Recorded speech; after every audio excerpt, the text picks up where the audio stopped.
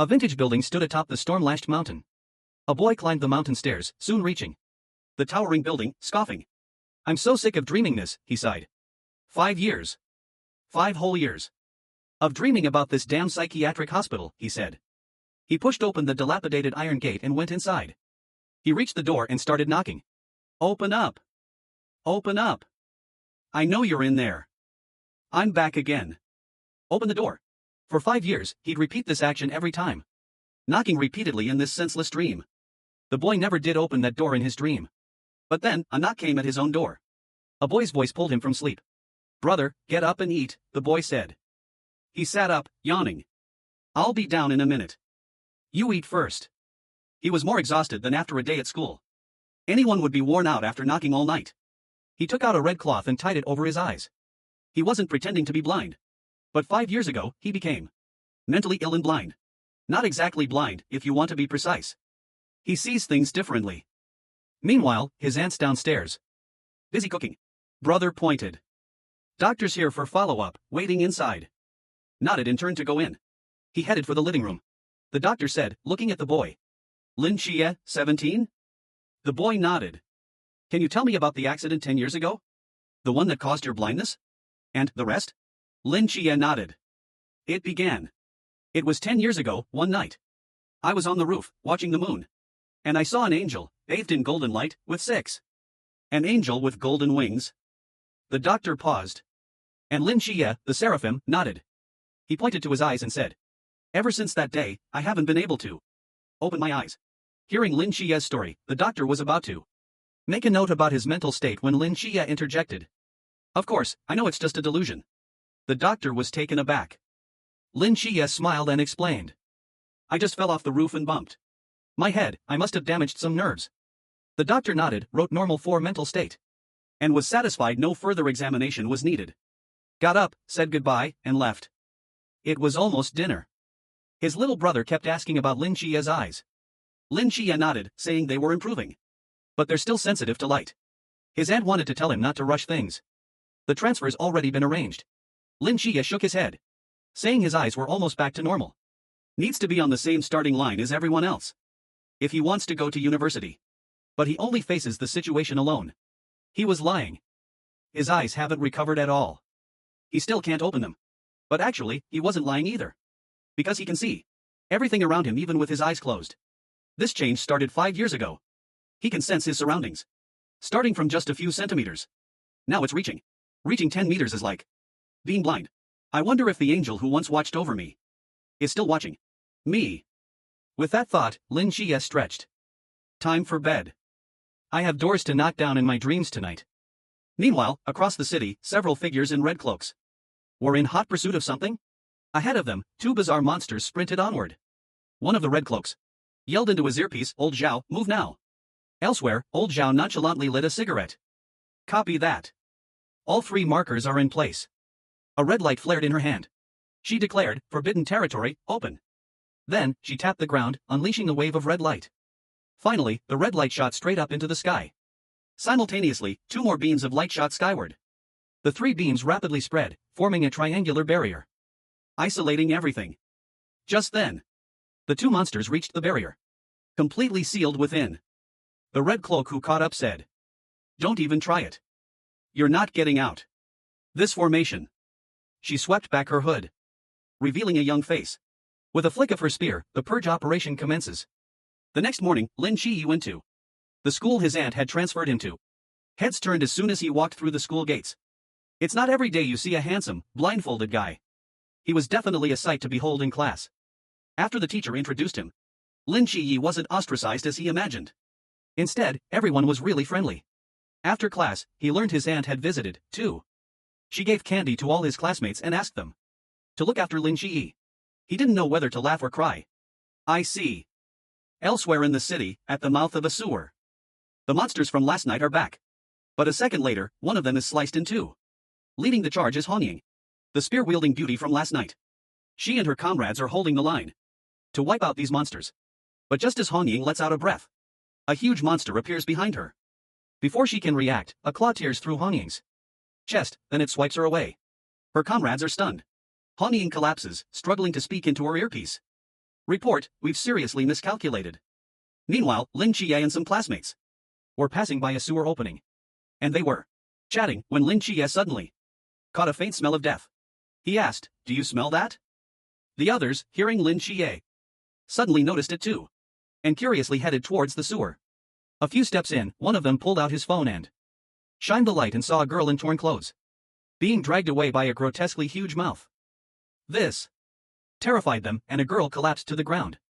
Blinded by the light, the monster dropped the girl from its mouth to the ground and charged at them. They scrambled to get out. The monster got within 10 meters of Lin Chie. He finally reacted, dashing for the exit. But a monster ambushed the girl in front of Lin Chie. Lin Chie froze. Another one? The monster behind him slashed at Lin Chie. Lin Chie ducked, barely dodging, and swung his staff at the monster. Unafraid, the monster swatted Lin Chie away. Meanwhile, the monster was already devouring the attacked girl. Cornered, Lin Chie found another monster leaping from behind. He was trapped. Years of pain and resentment erupted. Just then, the golden, six-winged figure on the moon gazed down at Earth again.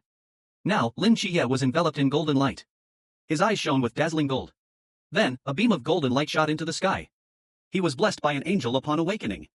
Agents from a special government organization arrived to recruit him, but he refused.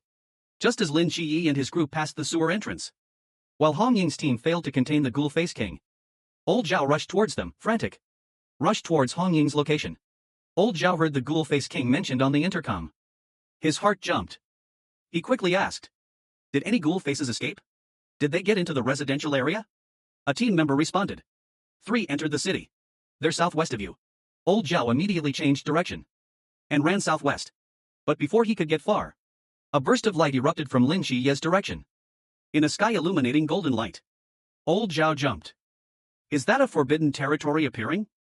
Hong Ying and her team saw it as well, staring at the energy. They thought it was a 5th realm powerhouse. Maybe even 6th realm powerhouse like Klein. Old Zhao held his course southwest, toward Lin Chie's direction, but headquarters had a clearer view. This golden light isn't a forbidden territory. It's more like divine ruins. Command was right. Lin Chie is awakening the god.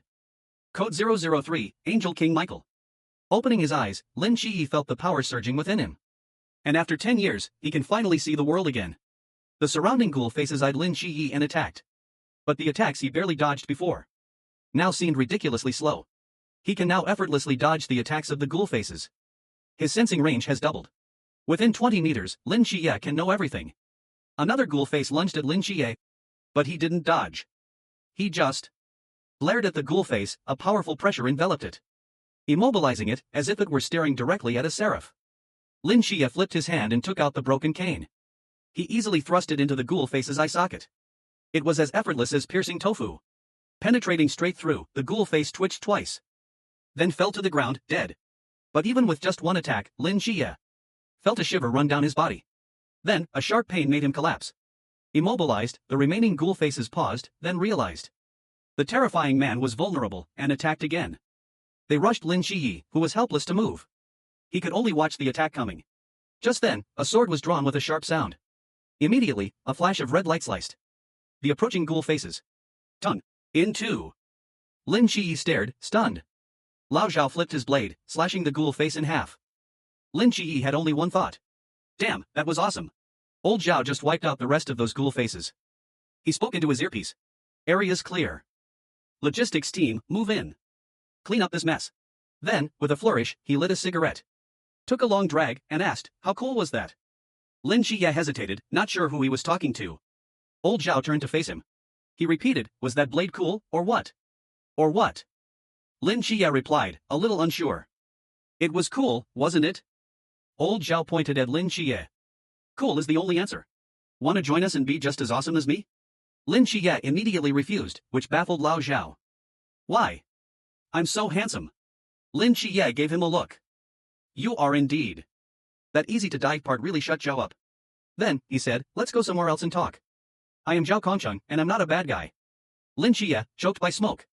I believe you. Let me grab my backpack, my notes are in there. Zhao Kongcheng shrugged. Go ahead. Go on. But hurry back. Zhao Kongcheng watched Lin Chie leave. Zhao Kongcheng smirked, thinking he could easily manipulate this kid. But then, Lin Chie double-crossed him and went straight home. His younger brother greeted him at the door. Bro, you're home kinda late. Lin Xie shrugged. It's nothing. Homework done? His younger brother picked up his workbook. Almost done. Lin Xie nodded. I'm going to bed. Finish up and get some rest. His brother nodded. As Lin Xie reached the stairs, he asked again. Hey, are you sure nothing's wrong? Lin Xie paused. He turned and smiled. It's nothing. Go to bed. Good night. His brother waved. After Lin Xie went upstairs, he whispered to the dog, You smell that? There's blood. Back in his room, Lin Xie threw down his bag and lay on the bed. He hadn't expected his first day at a new school to be this exhausting. So, after all that, it turns out the uncle who tried to recruit me isn't just anyone. There's definitely a huge organization behind this, dealing with the world's dark underbelly. I want to know what's going on. But he knows some secrets. Once you're in for good. I don't want to be a hero. I just want to protect my family. I was thinking. And Lin Xie drifted off to sleep. Just like before, he found himself back at that building in his sleep. Fighting monsters awake, door knocks asleep. This is too much. But this time, when he touched the door, he felt something was off. Lin Xie froze. Could it finally open today? He pushed the door hard. And this time it slowly opened a crack. Lin Xie looked at the Deity Psychiatric Hospital sign, overjoyed. It's finally open.